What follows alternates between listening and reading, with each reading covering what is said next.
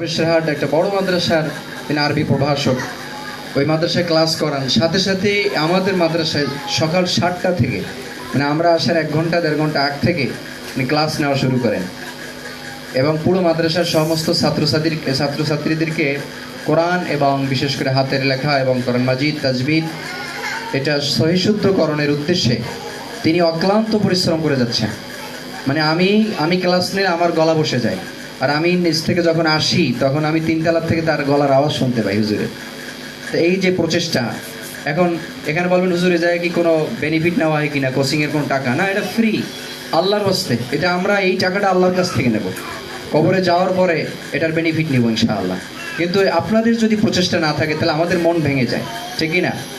না, আপনাদের উৎসাহ দিতে হবে। উৎসাহটা কি টাকা পয়সা দিয়ে না, আমরা টাকা পয়সা চাইনি, বরং উৎসাহ হলো আমরা যখন আপনাদেরকে ডাকি, আমাদের ডাকে সাড়া দেন, আমরা যখন আপনাদেরকে কিছু বলি মনোযোগ সহকারে শুনেন, আপনারা যখন আমাদের কাছে আসবেন আদবের সাথে আসেন।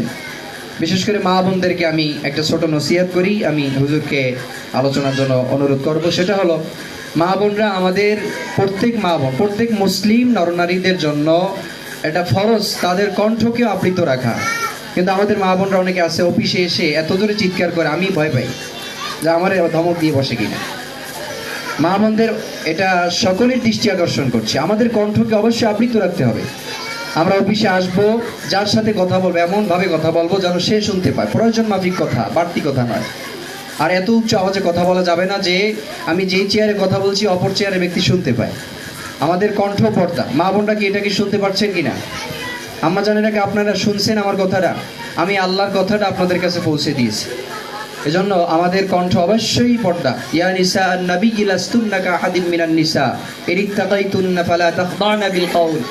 এজন্য আমরা সর্বহালাতে চেষ্টা করব, বিশেষ করে আমরা যখন আমাদের সন্তানদের উস্তাদদের সামনে আসব, আমাদের কণ্ঠের আওয়াজ যেন উঁচু না হয়।